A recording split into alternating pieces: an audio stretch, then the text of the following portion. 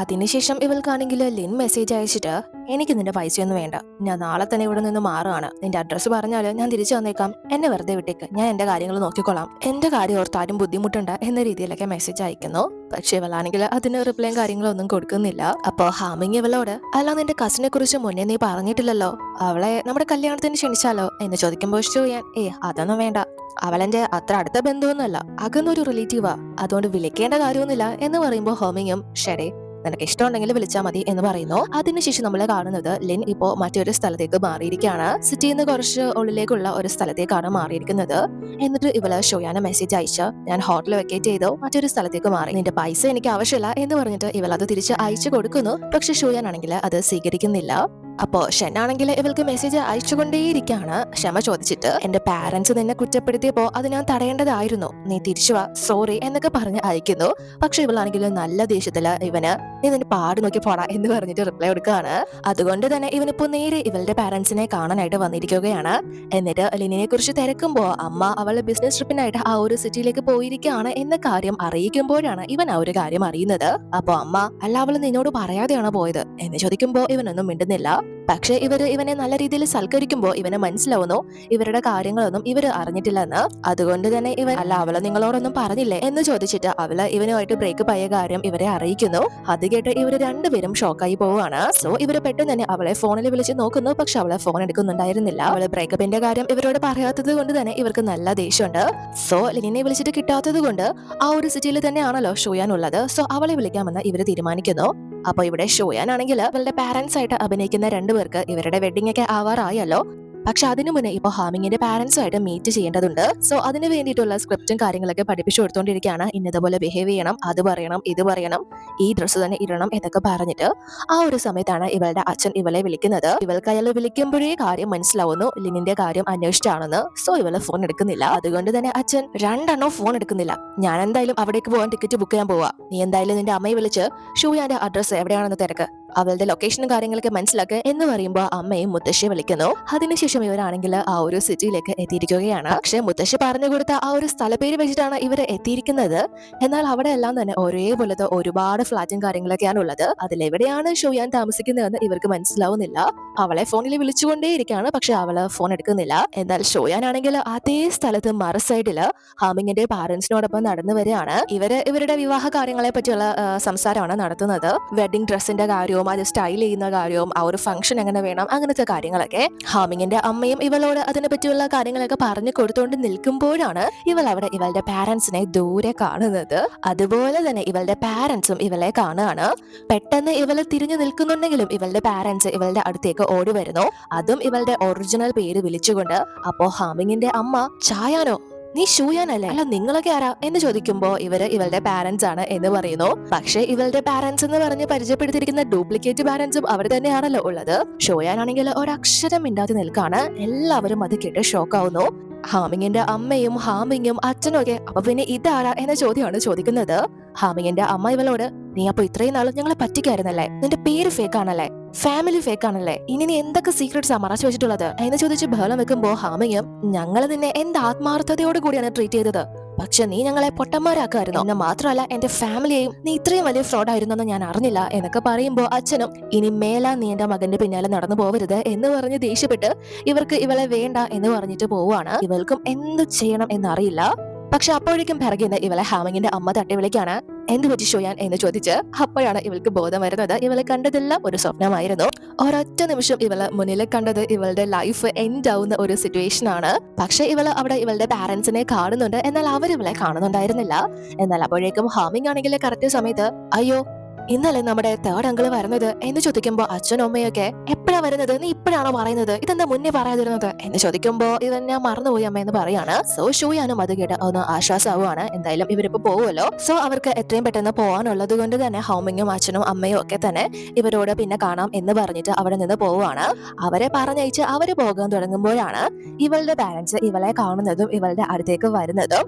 അവര് പോയതിനു ശേഷമാണ് എന്തായാലും ഇവര് ഇവളുടെ അടുത്തോട്ട് എത്തുന്നത്. അപ്പോ അച്ഛനാണെങ്കിൽ ആ ഒരു ഫാമിലിയെ കണ്ടിരുന്നു. അതുകൊണ്ട് തന്നെ ഇവളോട് അത് ജിന്ദ ഗ്രൂപ്പിന്റെ മിസ്റ്റർ ഷെൻ അല്ലേ? അദ്ദേഹത്തിന്റെ ഫാമിലി ആയിട്ട് നിനക്കെന്താ ബന്ധം എന്ന് ചോദിക്കുമ്പോ ഇവളുടെ ഡ്യൂപ്ലിക്കേറ്റ് പാരന്റ്സ് സോറി നിങ്ങൾ ആരാണെന്ന് മനസ്സിലായില്ല എന്ന് ചോദിക്കുമ്പോ ഞങ്ങള് ഇവളുടെ പാരന്റ്സ് ആണ് എന്ന് പറയുന്നു.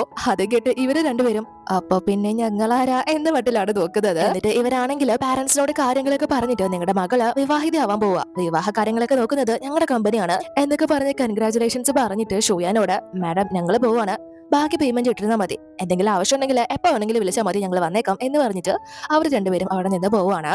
അപ്പൊ ഇവള് കല്യാണം കഴിക്കാൻ പോവാണ് എന്ന് കേട്ട് ഇവര് രണ്ടുപേരും ഷോക്കാവുന്നു. ഇവരോട് ഒന്നും തന്നെ പറഞ്ഞിട്ടില്ലല്ലോ. സോ അതിന്റെ സത്യാവസ്ഥ തിരക്കുമ്പോ ഇവളും ഞാൻ വിവാഹിതമാവാൻ പോവാണ് എന്ന കാര്യം പറയുന്നു.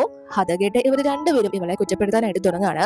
അത് നീ മാത്രം സ്വയം തീരുമാനിച്ചാൽ മതിയോ? ഞങ്ങളുടെ മരുമകനാവാൻ പോകുന്ന വ്യക്തിയെ ഞങ്ങൾ അറിയണ്ടേ? നിന്റെ സിസ്റ്റർ ആണെങ്കിൽ എൻഗേജ്മെന്റ് ക്യാൻസൽ ചെയ്തിട്ട് ഇങ്ങോട്ട് വന്നേക്കുന്നത്, അപ്പൊ പിന്നെ നീ വിവാഹം കഴിക്കുന്നത് ശരിയാണോ? നിനക്ക് ഞങ്ങളോടൊന്ന് ആലോചിക്കാമായിരുന്നില്ലേ എന്നൊക്കെ ചോദിക്കുമ്പോ ഇവരോട് നിങ്ങൾ ഓവറായിട്ട് അഭിനയിക്കണമെന്നില്ല, ഇത് നിങ്ങളുമായിട്ട് ബന്ധപ്പെട്ട ഒരു കാര്യമല്ല, ഞാൻ നിങ്ങളെ എന്റെ വിവാഹത്തിന് ക്ഷണിക്കാനും ഉദ്ദേശിക്കുന്നില്ല, എന്റെ ഫാമിലി എന്ന് പറയുന്നത് എന്റെ മുത്തശ്ശി മാത്രമാണ് എന്ന് പറയുമ്പോ ഇയാൾക്ക് വീണ്ടും ദേഷ്യം വരെയാണ്.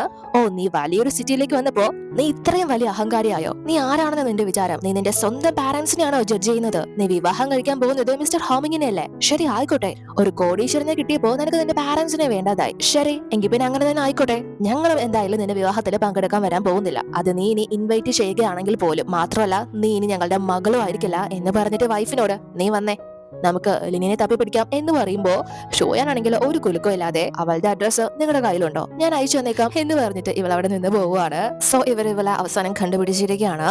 ഇവിടെ ഒരു അപ്പാർട്ട്മെന്റ് എടുത്തിട്ട് അതിൽ ഒരു റൂമിലാണ് താമസിക്കുന്നത്, മറ്റു രണ്ട് റൂമില് വേറെ രണ്ട് പെൺകുട്ടികളാണ് താമസിക്കുന്നത്. അപ്പോ ആ റൂംമേറ്റ്സ് ഒക്കെ ആരാ എന്ന് ചോദിക്കുമ്പോ ഇവള് ഡോറ് തുറക്കുന്ന സമയം തന്നെ ഒരാള് ഫോണില് ഡിസ്കൗണ്ടിനെ പറ്റിയും ഓഫറിനെ പറ്റിയൊക്കെ സംസാരിച്ചുകൊണ്ടേ പോവുകയാണ്. അതാണെങ്കിൽ ഒരു ലൈവ് സ്ട്രീം ഒക്കെ ചെയ്യുന്ന ഒരു പെൺകുട്ടിയാണ് എന്ന് പറഞ്ഞ് ഇവളെ പരിചയപ്പെടുത്തുന്നു. എന്നിട്ട് ഇവളുടെ റൂമിലേക്ക് കൂട്ടിക്കൊണ്ട് വരുന്നു. അതാണെങ്കിൽ വളരെ ചെറിയൊരു റൂമും കാര്യങ്ങളൊക്കെയാണ്. എന്നിട്ട് ലിന്നാണെങ്കിൽ ഇവരോട് ക്ഷമ ചോദിക്കാണ്, ബ്രേക്കപ്പിന്റെ കാര്യം മറച്ചു വെച്ചതില് അത് പെട്ടെന്ന് സംഭവിച്ചു പോയതാ, ഞാൻ നിങ്ങളുടെ അടുത്തുനിന്ന് അത് മറച്ചു വെക്കണമെന്ന് വിചാരിച്ചിട്ടില്ല, പക്ഷെ നിങ്ങളെ കൂടെ വിഷമിപ്പിക്കണമെന്ന് വിചാരിച്ച ഇവിടെ വന്ന് സെറ്റിൽ ആയിട്ട് പറയാമെന്ന് കരുതി എന്ന് പറയുമ്പോ ഇവളുടെ അച്ഛൻ നീ ഇവിടെ സെറ്റിൽ ആവാൻ പോവാണോ? നല്ല ടാലന്റഡ് ആയിട്ടുള്ള ഒരു വ്യക്തിക്ക് പോലും ഇവിടെ ജോലി കിട്ടുക എന്ന് പറയുന്നത് അത്ര എളുപ്പമുള്ള കാര്യമല്ല, നിനക്കാണെങ്കിൽ ഒരു ഡിഗ്രി ഇല്ല, അറിയാവുന്ന ആളുകളില്ല, നല്ല ബാക്ക്ഗ്രൗണ്ട് ഇല്ല, എക്സ്പീരിയൻസ് ഇല്ല, നിനക്ക് ഇവിടെ എന്ത് ജോലി ചെയ്യാൻ പറ്റുമെന്ന് എനിക്ക് തോന്നുന്നില്ല എന്ന് പറയുമ്പോ ഞാനൊന്ന് ട്രൈ ചെയ്ത് നോക്കട്ടെ, എന്തായാലും ഷെനിന്റെ വീട്ടിൽ കിടന്ന് ആ ബുദ്ധിമുട്ട് അനുഭവിക്കുന്നതിനെക്കാട്ടിലും നല്ലതല്ലേ എന്ന് ചോദിക്കുമ്പോ അച്ഛനും അവന്റെ ഫാമിലി എന്തുകൊണ്ടാണ് ഇങ്ങനെ പെരുമാറുന്നതെന്ന് എനിക്കറിയില്ല, എനിക്ക് നീ ഞങ്ങളോടൊപ്പം വരണം എന്ന് തന്നെയാണ്, സിറ്റി ഒന്നും അല്ലെങ്കിലും അവിടെ നമുക്ക് സമാധാനമായിട്ട് ജീവിച്ചൂടെ, നീ നാട്ടിൽ വന്നിട്ട് അവിടെ വല്ല ഗവൺമെന്റ് ജോലിക്ക് വേണ്ടി പഠിക്കേ എന്ന് പറയുമ്പോ ഗവൺമെന്റ് ജോലിയോ? ഞാനോ? എന്നെ കുറിച്ച് നിങ്ങൾക്ക് അറിയാലോ, പഠിക്കാൻ ഞാൻ ഒട്ടും മുന്നിലല്ല, പിന്നെ എങ്ങനെയാ ഞാൻ ആ എക്സാം ഒക്കെ പാസ്സാവുന്നത് എന്ന് ചോദിക്കുമ്പോ അച്ഛൻ അപ്പൊ നിനക്ക് അറിയായിരുന്നു നിനക്ക് ഒരിക്കലും അത് കിട്ടാൻ പോകുന്നില്ലെന്ന്, എന്നിട്ടാണോ നീ എക്സാമിന് തോറ്റിട്ടും വീണ്ടും വീണ്ടും എക്സാം എഴുതാൻ നീ ഞങ്ങളുടെ അടുത്തുനിന്ന് പൈസ ചോദിച്ചുകൊണ്ടിരുന്നത്, നല്ലോണം പഠിക്കുന്ന ഷൂയാന് പോലും ഞങ്ങൾ ഒരു അവസരം നൽകിയിട്ടില്ല എന്ന് പറയുമ്പോ അതിപ്പോ നിങ്ങൾ എന്റെ തലയിൽ കൊണ്ടിടാണോ, നിങ്ങളല്ലേ അവളെ പഠിപ്പിക്കാതിരുന്നത് എന്ന് ചോദിക്കുമ്പോ അച്ഛൻ ഇവളെ തുറച്ചു നോക്കാണ്.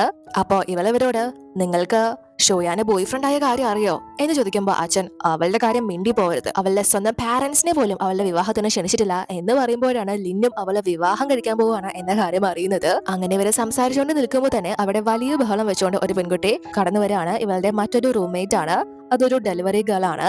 സോ ഇതിന്റെയൊക്കെ ഇടയിലാണല്ലോ ഇവള് താമസിക്കാൻ പോകുന്നത് എന്നാണ് ഇവരിപ്പോ ചിന്തിക്കുന്നത്. അതിനുശേഷം ഇവളാണെങ്കിൽ ഇപ്പോ ഷോയാനെ കാണാനായിട്ട് എത്തിയിരിക്കുകയാണ്. എന്നാൽ കറക്റ്റ് സമയത്ത് ഇവളുടെ ഡ്യൂപ്ലിക്കേറ്റ് പാരന്റ്സ് അങ്ങോട്ടേക്ക് വരികയാണ്. സോ ലിനിനോട് നിങ്ങൾ ആരെയാ കാണാൻ വന്നത് എന്ന് ചോദിക്കുമ്പോ ഇത് ഷോയാന്റെ ഫ്ലാറ്റ് അല്ലേ എന്ന് ചോദിക്കുമ്പോ അതെ അവള് ഞങ്ങളുടെ മകളാണ്, കൂടെ ജോലി ചെയ്യുന്ന ആരെങ്കിലും ആണോ എന്ന് ചോദിക്കുമ്പോ ഞെട്ടിപ്പോവാണ്. നിങ്ങളുടെ മകളോ എന്ന് ചോദിക്കുമ്പോ അതെ ഞങ്ങള് ഷോയാന്റെ പാരന്റ്സ് ആണ്, ഞങ്ങള് അബ്രോഡ് ആയിരുന്നു, ഷോയാന്റെ വിവാഹ സംബന്ധമായിട്ട് നാട്ടിലേക്ക് വന്നതാണ്, അവള് താഴെ എന്തോ സാധനം വാങ്ങാൻ പോയിക്ക ഇപ്പൊ വരും എന്നൊക്കെ ഒരു സംശയം വരാത്ത രീതിയിൽ അവളുടെ പാരന്റ്സ് ആണ് എന്ന് കാണിക്കാൻ വേണ്ടി ഇവര് നന്നായിട്ട് അഭിനയിക്കുന്നു. അപ്പോഴേക്കും കറക്റ്റ് ഷോയാനും അങ്ങോട്ടേക്ക് വരികയാണ്. ലിനിന് ഇപ്പോഴാണ് ആ ഒരു കാര്യങ്ങളൊക്കെ കത്തുന്നത്, ഇവൾ എന്തിനു വേണ്ടിയിട്ടാണ് അങ്ങനെ ചെയ്തത് എന്ന്. സോ ലിൻ ഇവളോട് നീ ഇത്രയും വലിയ കള്ളങ്ങൾ പറഞ്ഞിട്ടാണോ ഹാമിങ്ങിനെ കല്യാണം കഴിക്കാൻ പോകുന്നത്, ഇതൊക്കെ നിനക്ക് ശരിയായിട്ട് തോന്നുന്നുണ്ടോ എന്ന് ചോദിക്കുമ്പോ ഷോയാൻ ഞാൻ എന്താ ചെയ്യുന്നതെന്ന് എനിക്ക് നല്ല ബോധ്യമുണ്ട് എന്ന് പറയുമ്പോൾ ലിൻ അല്ല ഇതെങ്ങാനും ഷെൻ ഫാമിലി കണ്ടുപിടിച്ചാല എന്താ അവസ്ഥ നീ ആലോചിച്ചിട്ടുണ്ടോ എന്ന് ചോദിക്കുമ്പോൾ ഷോയാൻ അതാരും അറിയാൻ പോകുന്നില്ല, നീ ദയവേത് നിന്റെ വാ തുറക്കാതിരുന്നാ മതി എന്ന് പറയുമ്പോൾ ലിൻ അല്ല നീ എത്ര നാളായി കള്ളം പറയാൻ ഉദ്ദേശിക്കുന്നത്, നീ കല്യാണം കഴിഞ്ഞിട്ടും ഹാമിങ്ങിനോട് ഇത് തന്നെയാണോ പറയാൻ ഉദ്ദേശിക്കുന്നത് എന്ന് ചോദിക്കുമ്പോൾ അതിനെപ്പറ്റി ഞാൻ ഇപ്പൊ തീരുമാനിച്ചിട്ടില്ല, അപ്പൊ എന്താണോ എനിക്ക് ചെയ്യാൻ തോന്നുന്നത് അത് ചെയ്യും. ഹോമിങ്ങിന്റെ അമ്മയ്ക്ക് എന്റെ ബാക്ക്ഗ്രൗണ്ട് ഒരു പ്രശ്നമായിരുന്നു, എന്റെ യഥാർത്ഥ ബാക്ക്ഗ്രൗണ്ട് അറിഞ്ഞു കഴിഞ്ഞാൽ അവരെന്നെ സ്വീകരിക്കില്ലായിരുന്നു, പിന്നെ എനിക്ക് വേറെ വഴിയൊന്നും കണ്ടില്ല, ഞാൻ ചെയ്യുന്നത് ശരിയാണെന്ന് ഞാൻ പറയുന്നില്ല. പക്ഷെ ഞാൻ അനുഭവിക്കുന്നത് എനിക്ക് മാത്രമേ അറിയൂ. ഹാമിങ് എന്ന വ്യക്തിയെ കണ്ടുമുട്ടുന്നതിന് മുന്നേ വരെ എന്റെ ലൈഫ് ഇരുണ്ടതായിരുന്നു, നിറമില്ലാത്തതായിരുന്നു. എന്നെ ഈ ലോകത്ത് സ്നേഹിക്കാനും കെയർ ചെയ്യാനും ഒക്കെ ഒരു വ്യക്തി ഉണ്ടാവുന്നത് ആദ്യമായിട്ടാണ്. അതുകൊണ്ട് തന്നെ അതിന്റെ ഫീൽ എന്ന് പറയുന്നത് മറ്റൊന്നായിരുന്നു. സോ അങ്ങനെ ഒരു വ്യക്തിയെ വിട്ടുകളയാൻ എനിക്ക് തോന്നിയില്ല. എന്ന് പറയുമ്പോൾ നിനക്ക് പറയാൻ 1000 എക്സ്ക്യൂസ് ഉണ്ടാവും. പക്ഷെ കള്ളം പറയുന്നതൊക്കെ വലിയ തെറ്റ് തന്നെയാണ്. നീ ശരിക്കും അയാളെ ഇഷ്ടപ്പെടുന്നുണ്ടോ, അതോ നീ ഫ്രോഡ് കാണിച്ച് പൈസ അടിച്ചു മാറ്റാനുള്ള പദ്ധതിയാണോ എന്ന് ചോദിക്കുമ്പോ ഇവള്, എനിക്ക് കരിയറും ലവും ഒരുപോലെ വേണം. രണ്ടുമില്ലാത്ത ലൈഫ് ഒരിക്കലും ഒരു ജീവിതമേ ആയിരിക്കില്ല, നരക ജീവിതമായിരിക്കും. അതിനോട് എനിക്ക് താല്പര്യമില്ല. പിന്നെ നിനക്കിപ്പോ അതൊക്കെ ഹാമിങ്ങിനെ അറിയിക്കണമെങ്കിൽ ഞാൻ തന്നെ വിളിച്ചുതരാം എന്ന് പറഞ്ഞ് ഇവള് കോൾ എടുത്ത് കൊടുക്കുമ്പോ ലിന്നി ഇവളോട്, എനിക്കെന്തായാലും നിന്റെ മൈൻഡ് ഒന്നും മാറ്റാനാവില്ല. പക്ഷേ എനിക്ക് നീ താഴെ വീഴുന്നത് നോക്കിക്കൊണ്ട് നിൽക്കാനോ ആവില്ല. ഇനി ഞാൻ എന്തായാലും ഇങ്ങോട്ട് വരില്ല. നീ എന്താന്ന് വെച്ചാ ചെയ്തോ, ഞാനായിട്ടൊന്നും പറയുന്നില്ല എന്ന് പറഞ്ഞിട്ട് ഇവളവിടെ നിന്ന് പോവാണ്. അതിനുശേഷം ഷൂയാനാണെങ്കിൽ ലിൻ പറഞ്ഞ കാര്യങ്ങൾ തന്നെയാണ് ആലോചിച്ചിരിക്കുന്നത്. ഇവള് ചെയ്യുന്നത് നല്ല കാര്യമൊന്നും അല്ലെന്ന് ഇവൾക്ക് നന്നായിട്ട് അറിയാം. പക്ഷെ ഇവളുടെ മുന്നിൽ മറ്റൊരു വഴി ഇല്ലായിരുന്നല്ലോ. സോ അതൊക്കെ ആലോചിച്ചിരിക്കുമ്പോ തന്നെ ഹോമിങ് ഇവളെ കോൾ ചെയ്തിട്ട് ഇവരുടെ വെഡിങ്ങിന് ക്ഷണിച്ചിരിക്കുന്ന അതിഥികളുടെ ലിസ്റ്റില് ഷൂയാന്റെ ഭാഗത്ത് നിന്ന് ഇവളുടെ അച്ഛൻ, അമ്മ, ഇവളുടെ മാനേജർ, ഇവളുടെ ഒരു കൊളീഗ് മാത്രമാണുള്ളത്. സോ ഈ 4 പേര് നിനക്ക് ഗസ്റ്റ് ആയിട്ടുള്ളൂ, അതെന്താ മറ്റാരും ഇല്ലാത്തത് എന്ന് ചോദിക്കുമ്പോ ഇവള്, അത് എന്റെ അച്ഛനും അമ്മയൊക്കെ വർഷങ്ങളായിട്ട് അബ്രോഡ് ആയിരുന്നല്ലോ. അതുകൊണ്ട് തന്നെ പെട്ടെന്ന് റിലേറ്റീവ്സിനൊക്കെ കണ്ട് മാരേജ് ക്ഷണിക്കാനായിട്ട് ചെന്ന് കഴിഞ്ഞാല് അവർ വിചാരിക്കും അത് പൈസയ്ക്ക് വേണ്ടിയിട്ടാണെന്ന്. അതുകൊണ്ട് അങ്ങനെ ആരെയും പറയിപ്പിക്കാത്തതല്ലേ നല്ലത്. ഏറ്റവും അടുത്ത് നിൽക്കുന്നവര് മാത്രം പോരെ. പിന്നെ മുത്തശ്ശിയാണെങ്കിൽ വരുമോന്നറിയില്ല. എന്തായാലും ഞാൻ നാട്ടിലേക്ക് പോകുന്നുണ്ട് എന്ന് പറയുമ്പോ ഹോമിങ്, മുത്തശ്ശിയെ എന്തായാലും കൂട്ടിക്കൊണ്ട് വരണം, ഞാനും കൂടെ വരട്ടെ എന്ന് ചോദിക്കുമ്പോ ഇവള്, വേണ്ട മുത്തശ്ശി വരുമെന്ന് തോന്നുന്നില്ല, വയ്യാതിരിക്കുകയാണ്. എന്തായാലും ഞാൻ പറഞ്ഞു നോക്കാം, ഞാൻ അവിടെ കുറച്ച് ദിവസം നിന്നിട്ടേ വരൂ. നിങ്ങൾ വരികയാണെങ്കിൽ നമ്മുടെ മാരേജ് പ്ലാൻ എല്ലാം കൊളാവും. അതുകൊണ്ട് നമുക്ക് പിന്നെ ഒരു ദിവസം ഒരുമിച്ച് പോവാം എന്ന് പറയുമ്പോ ഇവനും, എങ്കിൽ പിന്നെ നീ സേഫ് ആയിട്ട് പോയി വരാനായി പറയുന്നു. അതിനുശേഷം ഇവളാണെങ്കിൽ ഹോമിങ് കൊടുത്ത ആ ഒരു ജാമൊക്കെ കഴിച്ച് വരുമ്പോ ഇവളുടെ അമ്മയാണെങ്കിൽ ഇവളെ വിളിച്ചിട്ട്, മോളെ എന്തൊക്കെ പറഞ്ഞാലും എങ്ങനെയൊക്കെ ആയാലും നീ ഞങ്ങളുടെ മകളല്ലേ, ഞങ്ങൾക്ക് നിന്നെ വിവാഹം കാണണമെന്ന് ആഗ്രഹമുണ്ട്, നിന്റെ അച്ഛനും ആഗ്രഹമുണ്ട് എന്ന് പറയുമ്പോ ഇവള്, ശരി മനസ്സിലായി എന്ന് പറഞ്ഞിട്ട് പെട്ടെന്ന് തന്നെ ഫോൺ വെക്കുന്നു. അവര് നേരെ ചൊവ്വേ ഇവളോട് നിന്നായിരുന്നെങ്കിൽ ഇവൾക്ക് ഇന്ന് ഇങ്ങനെ ഒരു കള്ളത്തിനും കാണിക്കേണ്ട കാര്യമൊന്നും വരില്ലായിരുന്നു. നല്ല അന്തസ്സായിട്ട് തന്നെ അവരെ പാരന്റ്സ് എന്ന് പറഞ്ഞ് പരിചയപ്പെടുത്താമായിരുന്നു. പക്ഷെ ഇപ്പൊ അങ്ങനെയൊന്നും അല്ലാത്തത് കൊണ്ട് തന്നെ ഇവൾക്ക് യാതൊരു താല്പര്യമില്ല അതിനോട്. അതിനുശേഷം നമ്മളെ കാണുന്നത് ഇവള് ഇപ്പൊ മുത്തശ്ശിയെ കാണാനായിട്ട് നാട്ടിലേക്ക് വരികയാണ്. അവർക്ക് ഒരുപാട് ഗിഫ്റ്റും കാര്യങ്ങളൊക്കെ ആയിട്ടാണ് ഇവള് അങ്ങോട്ട് എത്തുന്നത്. ഇവൾ അങ്ങോട്ടേക്ക് വരുമ്പോ കാണുന്ന കാഴ്ച, മുത്തശ്ശിയാണെങ്കിൽ ഇവൾക്ക് ആ ഒരു ജാമു ഉണ്ടാക്കാൻ വേണ്ടിയിട്ടുള്ള സാധനങ്ങളെ കളക്ട് ചെയ്യാനായിട്ട് ഒരു ബെഞ്ചിന്റെ മണ്ടയിൽ കയറി നിൽക്കുന്നതാണ് ഈ വയസ്സാങ്കലത്. പെട്ടെന്ന് തന്നെ ഇവള് പോയി അവരെ പിടിച്ച് താഴെ ഇറക്കുന്നു. എന്നിട്ട്, എന്തിനാ മുത്തശ്ശി ഇതൊക്കെ ചെയ്യുന്നത്, ആരെങ്കിലും ഏൽപ്പിച്ചാ പോരെ എന്ന് ചോദിച്ചിട്ട് ഇവള് തന്നെ ആ ഒരു കായും കാര്യങ്ങളൊക്കെ പറിക്കാനായിട്ട് കയറുന്നു. അപ്പൊ മുത്തശ്ശിയാണെങ്കിൽ ഇവളെ കളിയാക്കി, നീ ഇപ്പോഴും ഇതൊന്നും മറന്നിട്ടില്ല അല്ലേ എന്ന് ചോദിക്കുന്നു. ഇവള് ഇങ്ങോട്ട് എത്തിയത് കൊണ്ട് തന്നെ ഇവർക്ക് ഒരുപാട് സന്തോഷമാവുന്നു. ഈ ഒറ്റയ്ക്കാണ് താമസിക്കുന്നത്. അതിനുശേഷം അന്ന് നൈറ്റ് ഇവളും മുത്തശ്ശിയും ഒരുമിച്ചിരുന്ന് ഫ്രൂട്ട്സും കാര്യങ്ങളൊക്കെ കഴിച്ചുകൊണ്ടിരിക്കുമ്പോ ഇവള്, മുത്തശ്ശി ഞാനെന്ന് എന്റെ ബോയ് ഫ്രണ്ടിനെ കുറിച്ച് പറഞ്ഞ കാര്യം ഓർക്കുന്നില്ലേ എന്ന് ചോദിക്കുമ്പോ മുത്തശ്ശിയും, അതെ ഓർക്കുന്നുണ്ട്, നീ വിളിക്കുമ്പോഴൊക്കെ എപ്പോഴും പറയുന്ന കാര്യമല്ലേ എന്ന് ചോദിക്കുമ്പോ ഇവളും, അതെ ആ കാര്യങ്ങളൊക്കെ നല്ല രീതിയിൽ തന്നെയാ പോകുന്നത്. ഞാൻ പുള്ളിയുടെ ഫാമിലിയെ കണ്ടിരുന്നു. അടുത്ത മാസം ഞങ്ങള് വിവാഹം കഴിക്കാനാണ് വിചാരിക്കുന്നത് എന്ന് പറയുമ്പോ മുത്തശ്ശി വളരെ സന്തോഷത്തില്, ഇപ്പോഴാണോ മോളെ നീ ഈ കാര്യം പറയുന്നത്, ഇത്രയും സന്തോഷമുള്ള കാര്യം നീ എന്താ ഫോണിലൂടെ പറയാതിരുന്നത് എന്ന് ചോദിക്കുമ്പോ ഇവള്, ഞാനിങ്ങോട്ട് വരാല്ലായിരുന്നു മുത്തശ്ശി, നേരിട്ട് പറയാന്ന് കരുതി എന്ന് പറയുന്നു. അപ്പോ ഇവൾക്കാണെങ്കിൽ കുറച്ച് വിഷമമുള്ളതുപോലെ ഇവർക്ക് ഫീൽ ആവുന്നു.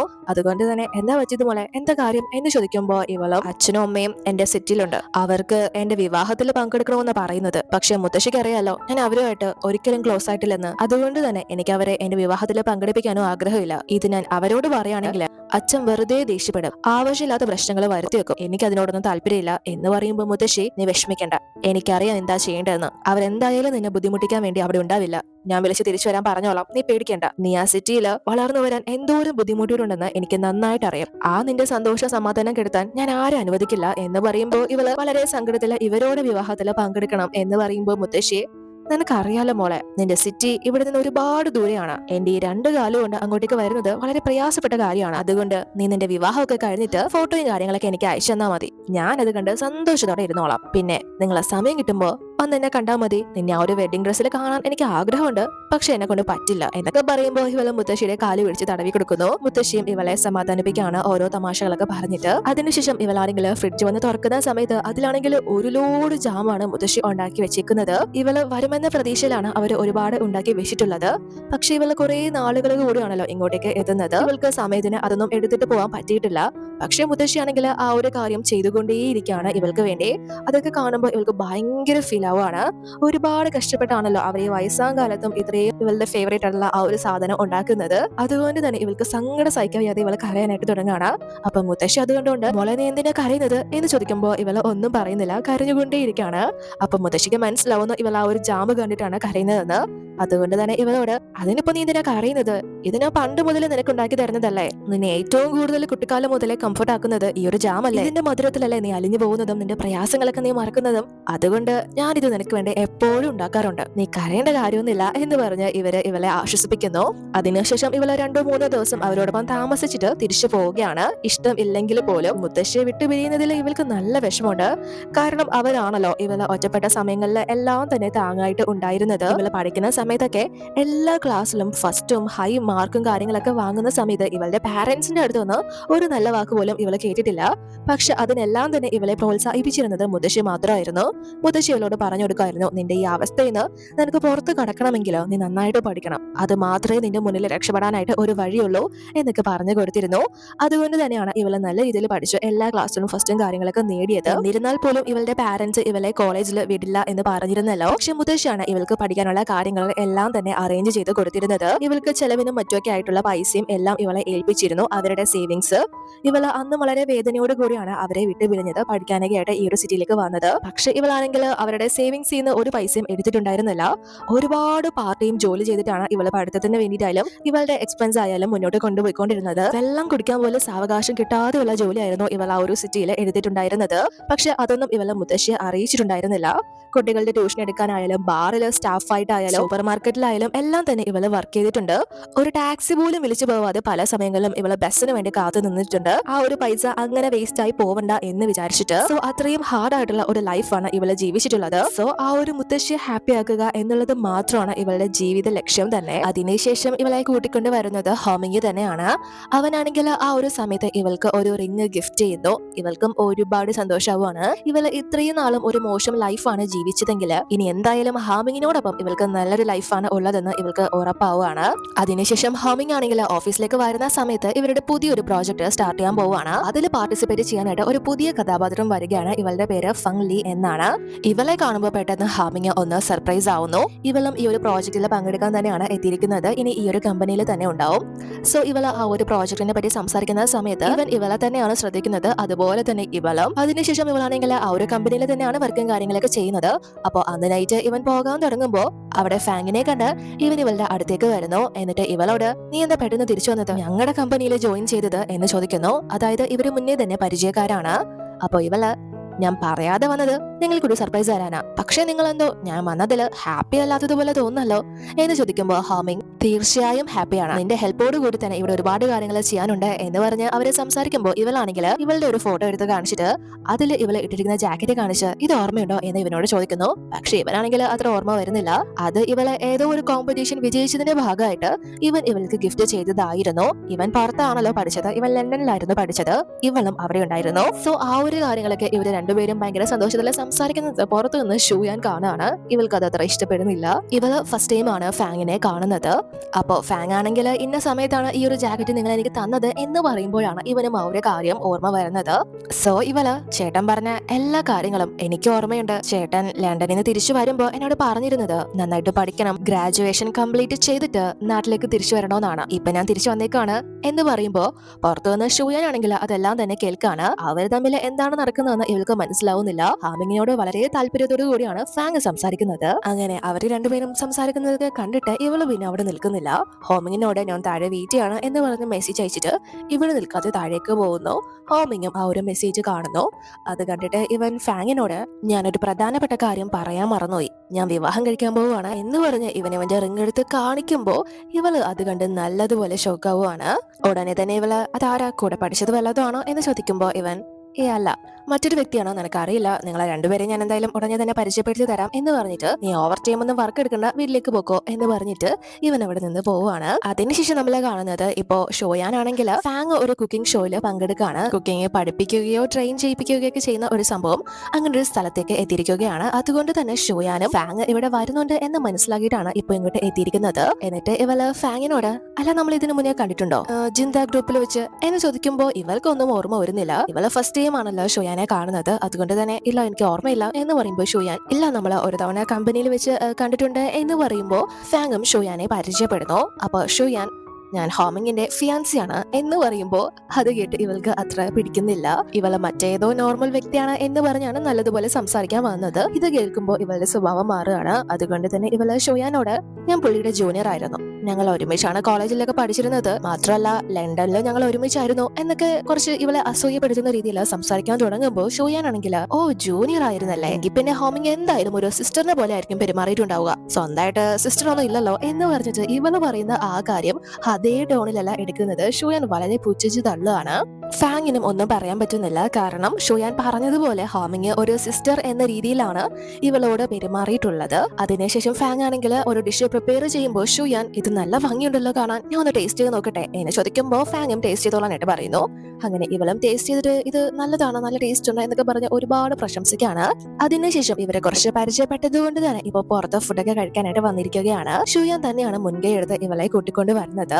അപ്പൊ ഫാങ് ആണെങ്കിൽ ഷോയാനോട് നിങ്ങളുടെ കെയറിങ് എനിക്ക് ഒരുപാട് ഇഷ്ടപ്പെട്ടു, അബ്രോഡ് ആയിരിക്കുന്ന സമയത്ത് ഹോമിങ്ങും എന്നെ ഇതുപോലെ ആയിരുന്നു കെയർ ചെയ്തുകൊണ്ടിരുന്നത്, എനിക്ക് എന്തെങ്കിലും ഒരു ചെറിയ പനി വന്നാൽ മതി പുള്ളിക്ക് പിന്നെ ഫുള്ള് ടെൻഷനാ, എന്നെ കാണാതെ ഇരിക്കാനേ പറ്റില്ല എന്നൊക്കെ വീണ്ടും ഷോയാനെ കുറിച്ച് ഇത് ഏരികേറ്റുന്ന രീതിയിൽ ഫാങ് സംസാരിക്കുമ്പോൾ ഷോയാൻ ആണെങ്കിൽ ഇവൾ എന്തർത്ഥത്തില ഇതൊക്കെ പറയാൻ വരുന്നത് എന്ന് ഇവൾക്ക് മനസ്സിലാവുന്നുണ്ട്. അതുകൊണ്ട് തന്നെ ഷോയാൻ ആയിരിക്കും പുള്ളി തന്നെ സ്വന്തം സിസ്റ്റർ പോലെ അല്ല കാണുന്നത്, അപ്പൊ പിന്നെ തീർച്ചയായും അങ്ങനെ തന്നെ പെരുമാറും, അതിപ്പോ ആരായാലും അങ്ങനെയല്ലേ, അന്ന് ചിലപ്പോ പുള്ളി നിന്റെ കാര്യങ്ങളൊക്കെ നോക്കിയിട്ടുണ്ടാവും, പക്ഷെ ഇനി അങ്ങനെ അല്ല കേട്ടോ, സ്വന്തം കാര്യങ്ങളൊക്കെ നീ തന്നെ നോക്കിക്കോണം, പുള്ളി ഇനി കല്യാണം കഴിച്ച് ഒരു ഫാമിലി ആവാൻ പോകുന്നതാ, ബുദ്ധിമുട്ടിക്കരുത് എന്നിങ്ങനെ ഒരു അണ്ടർ ടോണില് പറയാണ്. അത് കേൾക്കുമ്പോൾ ഇവൾക്ക് തൃപ്തിയാവുന്നു.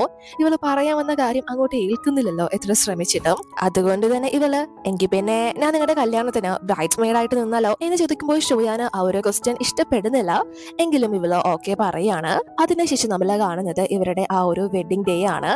എല്ലാവരെയും സാക്ഷിയാക്കി ഇവര് ഒഫീഷ്യലി വിവാഹിതരാവുന്നു. അവരുടെ ആ ഒരു ചടങ്ങും കാര്യങ്ങളൊക്കെ നല്ല രീതിയിൽ തന്നെ കഴിയാണ്. ഷോയാന്റെ ബ്രൈഡ്സ് മെയ്ഡ് ആയിട്ടുള്ളത് ഫാങ് തന്നെയാണ്. ഷോയാന്റെ യഥാർത്ഥ പാരന്റ്സ് ഒന്നും തന്നെ എത്തിയിട്ടില്ല, അവിടെ പ്രശ്നമോ കാര്യങ്ങളോ ഒന്നും ഉണ്ടാക്കാനായിട്ട് പോലും അവർ വന്നിട്ടില്ല. അതിനുശേഷം അവരുടെ വിവാഹമൊക്കെ കഴിഞ്ഞിട്ട് ഇവരുടെ വെഡിങ് റിസപ്ഷൻ ആണ് നടക്കുന്നത്. അവിടേക്ക് ഇവളുടെ അസിസ്റ്റന്റും കൊളീഗും ആയിട്ടുള്ള ആ ഒരു പെൺകുട്ടി മാത്രമാണ് എത്തിയിട്ടുള്ളത്, പിന്നെ ഇവളുടെ ആ ഒരു മാനേജറും ഉണ്ട്. അങ്ങനെ ആ ഒരു പ്രോഗ്രാം ഒക്കെ നടന്നുകൊണ്ട് നിൽക്കുന്ന സമയത്ത് ഇവള് ക്ഷണിക്കപ്പെടാത്ത ഒരു അതിഥി അങ്ങോട്ട് എത്തുകയാണ്. അത് മറ്റാരുമല്ല ഇവളുടെ ആ ഒരു പ്രൊഫസറാണ്. ഇവളുടെ ഒരു ഫ്രണ്ടിന്റെ അച്ഛനുണ്ടല്ലോ, ഇദ്ദേഹത്തിന്റെ ക്യാരക്ടർ ആണല്ലോ ഇവളുടെ പാരന്റ്സിന് കൊടുത്തേക്കുന്നത്. ഇയാളുടെ ബുക്കും കാര്യങ്ങളും ഉൾപ്പെടെയാണ് ഇവളുടെ അച്ഛൻ എഴുതി എന്ന് പറഞ്ഞ് ഹോമിങ്ങിന്റെ പാരന്റ്സിനെ എടുത്ത് കാണിച്ചതും. സോ പെട്ടെന്ന് ഇയാളും വൈഫും അങ്ങോട്ടേക്ക് വരുമ്പോൾ ഇവള് നല്ല രീതിയിൽ ഷോക്ക് ആവുകയാണ്. ഇവരാണെങ്കിൽ ആ ഒരു റിസപ്ഷൻ നടക്കുന്ന ഹോട്ടലില് മറ്റൊരു റൂമിലാണ് താമസിക്കുന്നത്.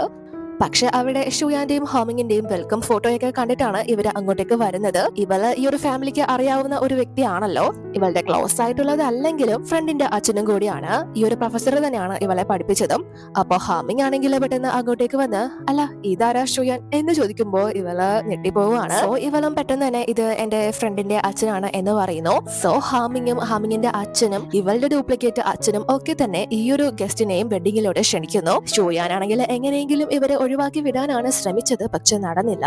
അതുകൊണ്ട് തന്നെ ഇവൾക്ക് ഇപ്പൊ നല്ല ടെൻഷനും കാര്യങ്ങളൊക്കെ ആയിരിക്കുകയാണ്. അവരുടെ വായിന്നെങ്ങാനും വല്ലതും വീണുപോയാലോ തീരുമല്ലോ ഇവളുടെ ജീവിതം. പ്രൊഫസറും വൈഫും ആണെങ്കിൽ ഇവളുടെ ആ ഒരു ഫാമിലിയോടാണ് സംസാരിച്ചുകൊണ്ട് നിൽക്കുന്നത്. അപ്പോ ഹാമിങ്ങിന്റെ ഫാദർ ആണെങ്കിൽ ഈ പ്രൊഫസറിനോട് നിങ്ങൾ എന്ത് ചെയ്യാണ് എന്ന് ചോദിക്കുമ്പോൾ ഇദ്ദേഹം ആർക്കിടെക്ചറിലെ പ്രൊഫസറാണ് എന്ന് പറയുന്നു. അപ്പോ അത് കേൾക്കുമ്പോൾ ഹാമിങ്ങിന്റെ ഫാദർ അപ്പോ നിങ്ങൾ ഒരേ ഡിപ്പാർട്ട്മെന്റിലായിരിക്കുമല്ലോ എന്ന് ചോദിച്ചുകൊണ്ട് ഷൂയാന്റെ ആ ഒരു ഡ്യൂപ്ലിക്കേറ്റ് ഫാദറിനെ കാണിച്ചു കൊടുക്കുന്നു. അയാൾക്കാണെങ്കിൽ ഷൂയാൻ പറഞ്ഞു കൊടുത്ത കാര്യങ്ങൾ മാത്രമാണ് ആ ഒരു ഫീൽഡിനെ കുറിച്ച് അറിയാവുന്നത്, അതിൽ കൂടുതൽ വല്ലതും ചോദിച്ചാൽ പെട്ടു. അപ്പൊ ഹാമിങ്ങിന്റെ ഫാദർ ആണെങ്കിൽ പിന്നെ ഇദ്ദേഹം ഒരു വലിയ ബുക്കും കാര്യങ്ങളൊക്കെ എഴുതിയിട്ടുണ്ട് എന്ന് പറഞ്ഞ് അല്ല അതിന്റെ പേരെന്തായിരുന്നു എന്ന് ചോദിക്കുന്ന സമയത്ത് കറക്റ്റ് ഷൂയാൻ അങ്ങോട്ടേക്ക് വന്ന് മറ്റൊരു ബുക്കിന്റെ പേര് പറയാണ്. അതുകൊണ്ട് കറക്റ്റ് രക്ഷപ്പെട്ടു, ഇല്ലെങ്കിൽ കയ്യിൽ നിന്ന് പോയാനെ. കാരണം ഇവര് എഴുതി എന്ന് പരിചയപ്പെടുത്തിയ ആ ഒരു ബുക്കിന്റെ യഥാർത്ഥ ഓതർ ഇദ്ദേഹമാണല്ലോ. ഇവളാണെങ്കിൽ എങ്ങനെയെങ്കിലും ആ ഒരു വിഷയത്തിൽ നിന്ന് ഇവരെ പിന്തിരിപ്പിക്കാനായിട്ട് ശ്രമിക്കുന്നു. പക്ഷെ ഇവരാണെങ്കിൽ വീണ്ടും വീണ്ടും ആ ഒരു മേഖലയെ കുറിച്ചുള്ള കാര്യങ്ങളാണ് സംസാരിച്ചുകൊണ്ട് നിൽക്കുന്നത്. അപ്പോ ഷോയാനാണ്. അതുകൊണ്ട് തന്നെ ഷോയാൻ പ്രൊഫസറിനോടും വൈഫിനോടും, അല്ല നിങ്ങൾ എന്റെ വിവാഹത്തിന് വന്നിട്ട് ഒരു ഫോട്ടോ എടുക്കാതെ പോകുന്നത് ശരിയാണോ, നമുക്കൊരു ഫോട്ടോ എടുത്താലോ എന്ന് ചോദിച്ച് അവരെ വിളിക്കുമ്പോൾ അവരും അതിന് റെഡി ആയിട്ട് പോകാൻ തുടങ്ങുമ്പോൾ ഇടയ്ക്കുകൂടി ഇവള് ഈ ഒരു ലേഡിക്ക് സിഗ്നൽ കൊടുക്കുന്നു. കാര്യങ്ങൾ നേരെയല്ല പോകുന്നത് എന്ന് പറഞ്ഞിട്ട് ഇവർക്കും അത് മനസ്സിലാവുന്നു. അതുകൊണ്ട് തന്നെ ഇവര് ഇവരുടെ ഹസ്ബൻഡിന്റെ കയ്യിലുണ്ടായിരുന്ന വൈൻ അറിയാതെ എന്ന രീതിയിൽ മനഃപൂർവ്വം തന്നെ തട്ടി ആ ഒരു പ്രൊഫസറിന്റെ ദേഹത്തോട്ട് ഒഴിക്കുകയാണ്. ആർക്കും മനസ്സിലാവുന്നില്ല.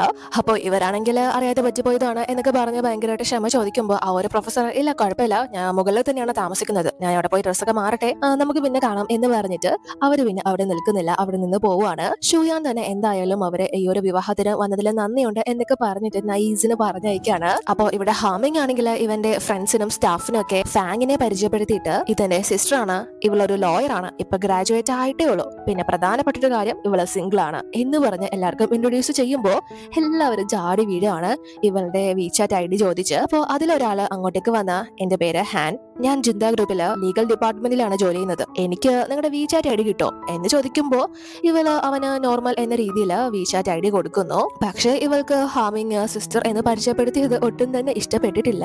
അതിനുശേഷം ഇവര് തിരിച്ച് അവരുടെ സ്ഥലത്തേക്ക് എത്തിയിരിക്കുകയാണ്. ഷുയൻ ആണെങ്കിൽ കിടന്നു, ഇവരുടെ ഫസ്റ്റ് നൈറ്റ് ആണല്ലോ. പക്ഷെ അങ്ങോട്ടേക്ക് ഹാമിങ് വന്ന് കിടക്കാനായിട്ട് തുടങ്ങുമ്പോൾ ഫാങ് ആണെങ്കിൽ ഇവനെ മെസ്സേജ് അയച്ചു, ഞാൻ സ്വിമ്മിംഗ് പൂളിലുണ്ട്, അങ്ങോട്ടേക്ക് വരാനായിട്ട് പറഞ്ഞ് അയക്കുന്നു. ഹാമിങ് അത് കാണുന്നു. പക്ഷെ അവോയ്ഡ് ചെയ്തിട്ട് കിടക്കുമ്പോൾ വീണ്ടും അവള് ഫോട്ടോയും കാര്യങ്ങളൊക്കെ അയച്ചിട്ട് മദ്യപിച്ചിട്ടുള്ളവര് പൂളിൽ വീണ് പോകാനുള്ള സാധ്യത കൂടുതലാണ് എന്ന് പറഞ്ഞ് ഇവനെ വരുത്തിക്കാൻ ശ്രമിക്കുമ്പോൾ ഇവനും പെട്ടെന്ന് തന്നെ അവള് മദ്യപിച്ചിട്ടുള്ള കാര്യം ഇവൻ അറിയാം. അതുകൊണ്ട് തന്നെ അങ്ങോട്ടേക്ക് പോകുന്നു. അവിടെ ചെന്ന് ഇവൻ ഫാങ്ങിനോട് വെള്ളത്തിൽ നിന്ന് കയറി വരാനായിട്ട് പറയുന്നു. പക്ഷെ ഇവള് കേൾക്കുന്നില്ല. ഞാൻ കയറി വരില്ല, ഇവനോടും കൂടി അങ്ങോട്ട് ഇറങ്ങി ചെല്ലാൻ പറയാണ്. സോ ഹാമിങ്, നീ എന്തോ ഞാൻ പോവാണ് എന്ന് പറഞ്ഞ് പോകാൻ തുടങ്ങുമ്പോൾ ഇവള്, ഞാനപ്പോ എന്റെ സിസ്റ്ററിനെ പോലെ മുങ്ങി മരിക്കുന്നത് നിങ്ങൾക്ക് പേടിയില്ലേ എന്ന് ചോദിക്കുമ്പോൾ ഇവൻ പെട്ടെന്ന് അവിടെ നിന്നിട്ട് വളരെ ദേഷ്യത്തില്, നീ അങ്ങനെ ഒരിക്കലും പറയരുത്, ചിലപ്പോ നിന്റെ ഭാഗ്യക്കേടിന് അങ്ങനെ സംഭവിക്കും, ഇന്നെന്റെ വിവാഹ ദിവസമാണ്, ദയവേത് നീ എനിക്ക് ജോലി ഉണ്ടാക്കി വെക്കരുത്, ഇന്ന് തന്നെ വേണമായിരുന്നു നിന്റെ നാടകങ്ങളെ എന്ന് ചോദിക്കുമ്പോൾ ഇവള്, നിങ്ങൾക്ക് ഓർമ്മയില്ലായിരിക്കും, പക്ഷേ എനിക്ക് നിങ്ങളെ ഫസ്റ്റ് കണ്ടത് എങ്ങനെയാണെന്ന് ഇപ്പോഴും ഓർമ്മയുണ്ട്, എനിക്കത് മറക്കാനേ പറ്റുന്നില്ല, ഞാൻ വിചാരിച്ചത് എനിക്ക് നിങ്ങൾ ഈസി ആയിട്ട് മറക്കാൻ പറ്റൂന്നാ, പക്ഷെ എന്നെ കൊണ്ടാവുന്നില്ല, അതിന് എനിക്ക് ഒരിക്കലും കഴിയില്ല, നിങ്ങളെ വിവാഹം കഴിച്ചാൽ പോലും എന്ന് പറഞ്ഞ് ഇവന്റെ കയ്യിൽ പിടിക്കാൻ വരുമ്പോ ഇവൻ സമ്മതിക്കാതെ, ഞാൻ വിവാഹം കഴിഞ്ഞ ഒരു വ്യക്തിയാണ്, അതുകൊണ്ട് നീ നിന്റെ കാര്യം നോക്ക് എന്ന് പറയുമ്പോ ഇവള്, നിങ്ങൾ അവളെ കുറിച്ചാണോ പുകഴ്ത്തുന്നത്, അവള് ശരിയല്ല, അവള് നിങ്ങൾക്ക് ഒരു മാച്ചും അല്ല, അവളൊരു വിഷം പിടിച്ച ജീവിയാണ്, അവൾ എന്നോടൊപ്പം ക്ലോസ് ആവുന്നത് ഞാൻ നിങ്ങളുമായിട്ട് ഒരു റിലേഷൻഷിപ്പിലാണോ എന്ന് അറിയാൻ വേണ്ടിയിട്ടാ, എന്തിനാ അവളെ പോലെ ഒരു പെണ്ണിനെ വിവാഹം കഴിച്ചത് എന്നൊക്കെ ചോദിക്കുമ്പോ ഹാമിങ്, നിന്റെ നാടകം നീ ഒന്ന് അവസാനിപ്പിക്കുക, നീ നിന്റെ കാര്യം നോക്കിയാൽ മതി, വേറെ ഒരു കാര്യവും ചിന്തിക്കണ്ട, വേറൊന്നിലും ഇടപെടാൻ വേണ്ട, നീന്തി മതിയായെങ്കിൽ വീട്ടിൽ പോ എന്ന് പറഞ്ഞിട്ട് ഇവൻ അവിടെ നിന്ന് വളരെ ദേഷ്യത്തില് പോവാണ്. പക്ഷെ അവര് അങ്ങനെ സംസാരിക്കുന്ന കാര്യങ്ങള് എല്ലാം തന്നെ ഷോയാൻ കാണുന്നുണ്ടായിരുന്നു. അവൾ ഉറങ്ങിയിട്ടൊന്നും ഉണ്ടായിരുന്നില്ല. അതിനുശേഷം ഇവരാണെങ്കിൽ ആ ഒരു ഹോട്ടൽ റൂം വെക്കേറ്റ് ചെയ്ത് ഹണിമൂണിന് പോകാനായിട്ട് തുടങ്ങുമ്പോൾ അവിടെ വീണ്ടും ഫാങ് വരികയാണ്. എന്നിട്ട്, ഇന്നലെ ഞാൻ കുറച്ച് ഓവർ ആയിരുന്നു, അല്ല കുഴപ്പമുണ്ടാക്കിയോ, ഇല്ലായിരിക്കും അല്ലേ എന്ന് ചോദിക്കുമ്പോൾ ഹാമിങ്ങും, ഇല്ല കുഴപ്പമൊന്നും ഇല്ലായിരുന്നു എന്ന് പറഞ്ഞിട്ട് ഷോയാനോട് ഞാൻ കാറിൽ വെയിറ്റ് ചെയ്യാൻ സംസാരിച്ചിട്ട് വരാനായിട്ട് പറഞ്ഞു പോകുന്നു. അപ്പോ ഫാങ് ഷോയാനോട് വീണ്ടും, ചേട്ടൻ പറഞ്ഞായിരുന്നു നിങ്ങളുടെ ഹണിമൂൺ ലണ്ടനിലാണെന്ന്, അവിടെ ഒരുപാട് സ്ഥലങ്ങൾ കാണാനുണ്ട്, ഹോമിങ് ഞാനും എപ്പോഴും അവിടേക്ക് പോകാറുള്ളതാ, അവിടെ ഞങ്ങൾ പോവാത്ത ഒരു സ്ഥലം പോലും ഇല്ല എന്നൊക്കെ പറഞ്ഞ് ഇവളെ വീണ്ടും ഇതാക്കാൻ നോക്കുമ്പോ ഷുയാൻ, നിങ്ങൾ എവിടെയൊക്കെ പോയിട്ടുള്ളത്, അതിന്റെ ഒരു ലിസ്റ്റ് തയ്യാറാക്കി എന്തായാലും നീ എനിക്ക് അയച്ചേക്ക്, ഞങ്ങൾക്കും അവിടെയൊക്കെ പോയിരിക്കാലോ എന്ന് പറഞ്ഞിട്ട്, മദ്യപിച്ചിട്ട് ഇനി നീ പൂളിന്റെ സൈഡിലേക്ക് പോയാലോ നീ ശരിക്കും ചിലപ്പോ മുങ്ങി മരിക്കും എന്ന് പറഞ്ഞ് ഇവളെ ഭീഷണിപ്പെടുത്തിയിട്ട് അവിടെ നിന്ന് പോവാണ്. ഫാങ് വിചാരിച്ചത് എന്നാൽ ഇവളെ കാണിച്ച കോപ്രായങ്ങളോ ഒന്നും തന്നെ ഷുയാൻ അറിഞ്ഞിട്ടില്ല എന്നായിരുന്നു. അതിനുശേഷം ഷുയാനും ഹാമിങ്ങും അവരുടെ ഹണിമൂണും കാര്യങ്ങളൊക്കെ ഹാപ്പി ആയിട്ട് എൻജോയ് ചെയ്യുന്നു. എന്നിട്ട് അവർ 2-3 ദിവസങ്ങൾക്ക് ശേഷം തിരിച്ച് നാട്ടിൽ എത്തിയിരിക്കുകയാണ്. അപ്പൊ ഓഫീസിലേക്ക് വരുമ്പോ ഷുയാൻ ആണെങ്കിൽ നോക്കുന്ന സമയത്ത് ഫാങ് ആണെങ്കിൽ അന്ന് ഒരു ഹാൻ എന്ന് പറയുന്ന പയ്യനെ പരിചയപ്പെട്ടിരുന്നില്ല, ഒരു ലോയർ, അവനുമായിട്ട് നല്ല രീതിയിൽ കളിച്ച് ചിരിച്ച് സംസാരിച്ചുകൊണ്ടിരിക്കുന്നതാണ് കാണുന്നത്. അതുകൊണ്ട് തന്നെ ഇവള് ഹാമിങ്ങിനോട്, അല്ല ഇതെപ്പോഴാ സംഭവിച്ചത് എന്ന് ചോദിക്കുമ്പോ ഹാമിങ്, അവര് നമ്മുടെ വെഡിങ് ഡേ കണ്ടുമുട്ടിയതാണ് എന്ന് പറയുന്നു. ഷുയാന് എന്തായാലും അവള് കാരണം ഹോമിങ്ങിന് ഒരു ശല്യം ഉണ്ടാവാതിരുന്നാലും മതി. അപ്പോ ഹോമിങ് ആണെങ്കിൽ ഇവളോട്, നമുക്ക് മുത്തശ്ശി കാണാനായിട്ട് നാട്ടിലേക്ക് പോയാലോ എന്ന് ചോദിക്കുമ്പോൾ ഷുയാൻ, അല്ല നമ്മള് ഇപ്പോഴല്ലേ ഒരു ട്രിപ്പ് കഴിഞ്ഞിട്ട് വന്നത്, വീണ്ടും ഒരു ബ്രേക്ക് എടുക്കുന്നത് ശരിയാണോ, നിങ്ങൾക്ക് ഒരുപാട് ജോലിയും കാര്യങ്ങളൊക്കെ ഇല്ലേ എന്ന് ചോദിക്കുമ്പോൾ ഇവൻ, ഇപ്പോഴാണെങ്കിലും നടക്കും, പിന്നെ കഴിഞ്ഞാൽ ഒരുപാട് ജോലി ഉണ്ടാവും, നമുക്ക് എന്തായാലും പോയിട്ട് വരാം എന്ന് പറഞ്ഞ് ഇവര് ഇപ്പൊ മുത്തശ്ശിയെ കാണാൻ വേണ്ടി നാട്ടിലേക്ക് എത്തിയിരിക്കുകയാണ്. മുത്തശ്ശിയും ഇവര് വരുന്നുണ്ട് എന്നറിഞ്ഞ് പുറത്തു തന്നെ വെയിറ്റ് ചെയ്ത് നിൽക്കുകയാണ്. ഷുയാനും മുത്തശ്ശിക്ക് ഹോമിങ്ങിനെ പരിചയപ്പെടുത്തി കൊടുക്കുന്നു. ഇവർക്കും ഇവനെ കാണുമ്പോൾ ഒരുപാട് ഇഷ്ടപ്പെടുകയാണ്. ഇത്രയും ഹാൻസം ആയിട്ടുള്ള ഒരു ഹസ്ബൻഡിനെ ആണല്ലോ നിനക്ക് കിട്ടിയത് എന്നാണ് ഷുയാനോട് ചോദിക്കുന്നത്. അതിനുശേഷം മുത്തശ്ശിയാണെങ്കിൽ ഇവർക്കുള്ള ഫുഡും കാര്യങ്ങളൊക്കെ പ്രിപ്പയർ ചെയ്തുകൊണ്ട് നിൽക്കുകയാണ്. അപ്പൊ ഹോമിങ് ആണെങ്കിൽ ഇവരുടെ അടുത്തേക്ക് വന്ന് അവര് കുറച്ച് കുശലവും കാര്യങ്ങളൊക്കെ പറഞ്ഞുകൊണ്ട് നിൽക്കുമ്പോൾ ഷുയാന് അത് കണ്ടിട്ട് ടെൻഷൻ ആവുകയാണ്. കാരണം ഇവളെ ഡ്യൂപ്ലിക്കേറ്റ് പാരന്റ്സിനെ വെച്ച കാര്യങ്ങളൊന്നും മുത്തശ്ശിക്ക് അറിയില്ല. സോ ഹാമിങ്ങിന്റെയും മുത്തശ്ശിയുടെയും ഇടയിലോട്ട് അച്ഛന്റെയോ അമ്മയുടെയോ ഒരു ടോപ്പിക്ക് വന്നു കഴിഞ്ഞാൽ മുത്തശ്ശി പറയാൻ പോകുന്നത് ഇവളുടെ യഥാർത്ഥ പാരന്റ്സിന്റെ കാര്യങ്ങളായിരിക്കും. സോ അതുകൊണ്ട് തന്നെ ഇവൾക്ക് നല്ല ടെൻഷനായിട്ട് ഇവിടെ നിൽക്കുകയാണ്.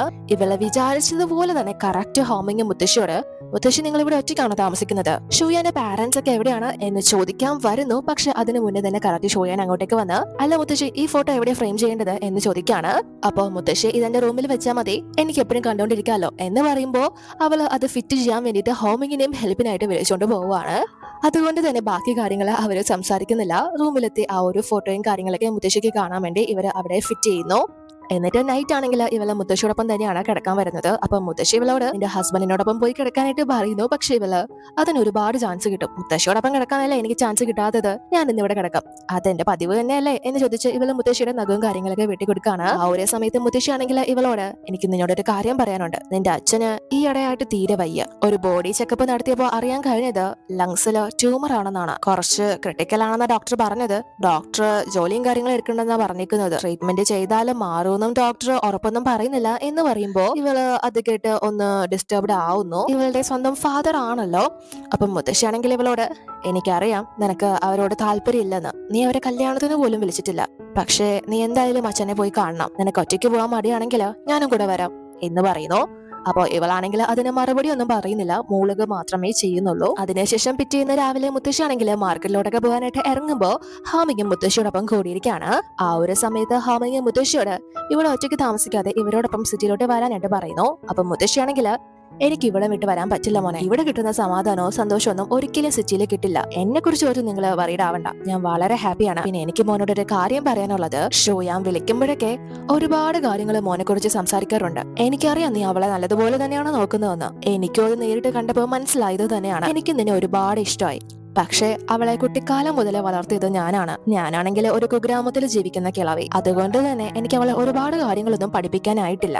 അതുകൊണ്ടൊക്കെ ചിലപ്പോ അവൾക്ക് ഒരുപാട് തെറ്റുകൾ ഉണ്ടാവും. അതുകൊണ്ടൊക്കെ തന്നെ അവൾക്ക് തെറ്റുകൾ ഒരുപാടുണ്ടാവും. അവൾ എന്തെങ്കിലും മിസ്റ്റേക്ക് ചെയ്യുകയാണെങ്കിൽ മോൻ അവളെ മോശമായിട്ട് ട്രീറ്റ് ചെയ്യരുത്, അവളോട് ക്ഷമിക്കണം, പറഞ്ഞ് മനസ്സിലാക്കി കൊടുത്താൽ മതി, അവള് തീർച്ചയായും ഇംപ്രൂവ് ആവും എന്നൊക്കെ പറഞ്ഞു കൊടുക്കുമ്പോ ഹോമിങ്, ഇല്ല മുത്തശ്ശി, ഞാൻ അവളെ നല്ലോണം തന്നെ നോക്കിക്കൊള്ളാം, അവൾ എന്റെ വൈഫല്ലേ, അവളെ ടേക്ക് കെയർ ചെയ്യേണ്ടത് എന്റെ റെസ്പോൺസിബിലിറ്റി അല്ലേ, ഞാൻ അവളുടെ കൂടെ എന്നും ഉണ്ടായിരിക്കും, മുത്തശ്ശി അവളുടെ കാര്യം ഓർത്ത് വിഷമിക്കേണ്ട, അവളെ ഞാൻ ഒരിക്കലും ഒറ്റയ്ക്കാക്കില്ല എന്നൊക്കെ പറഞ്ഞ് ആശ്വസിപ്പിക്കുമ്പോ മുത്തശ്ശിക്കും വളരെ ഹാപ്പി ആവുന്നു. അവര് തമാശയൊക്കെ പറഞ്ഞ് പച്ചക്കറിയും കാര്യങ്ങളൊക്കെ വാങ്ങാനായിട്ട് പോകുന്നു. അപ്പോ അതിനുശേഷം ഇവിടെ ഷൂയാന്റെ ഫാദർ ആണെങ്കിൽ വീട് തുറന്ന് പുറത്തേക്ക് വരുമ്പോ മുന്നിൽ ഒരു ലെറ്റർ കാണുകയാണ്. ഇദ്ദേഹം അതെടുത്ത് തുറന്നു നോക്കുമ്പോ അതിലൊരു കുറിപ്പും ഒരു ATM കാർഡും ആണ് ഉള്ളത്. അത് മറ്റാരും അല്ല ഇവിടെ കൊണ്ടുവച്ചത് ഷൂയാൻ തന്നെയാണ്. ഇവള അതിലൊരു നോട്ടായിട്ട് എഴുതിയിരിക്കുന്നത്, ഇത് നിങ്ങളുടെ ട്രീറ്റ്മെന്റിന് വേണ്ടിയിട്ടുള്ള പൈസയാണ്, പാസ്വേഡ് ലിനിന്റെ ബർത്ത്ഡേ ആണ് എന്നാണ്. അത് കാണുമ്പോ ഇയാൾക്ക് എന്തോ നേരത്തെ പോലെ ദേഷ്യമൊന്നും വരുന്നില്ല. ഇവരാണല്ലോ അവളെ സ്നേഹിക്കാത്തതും മനസ്സിലാക്കാത്തതും ഒക്കെ. അവൾക്ക് തീർച്ചയായും പാരന്റ്സ് വേണമെന്നുണ്ടായിരുന്നു. പക്ഷെ ഇവർക്കായിരുന്നു ഒരു മകള് മാത്രം മതി എന്നൊരു തീരുമാനം ഉണ്ടായിരുന്നത്. എന്തായാലും ഷൂയാൻ ഇവളുടെ പാരന്റ്സിനെ വന്ന് കണ്ടില്ലെങ്കിലും ഇവരുടെ ബുദ്ധിമുട്ടുകൾ അറിയാവുന്നത് കൊണ്ട് തന്നെ ഇവരെ ഹെൽപ്പ് ചെയ്യുന്നു. പിന്നീട് നമ്മൾ കാണുന്നത് ഹോമിങ്ങും ഷൂയാനും ഇപ്പോൾ കറങ്ങാനൊക്കെ ആയിട്ട് ഇറങ്ങിയിരിക്കുകയാണ്.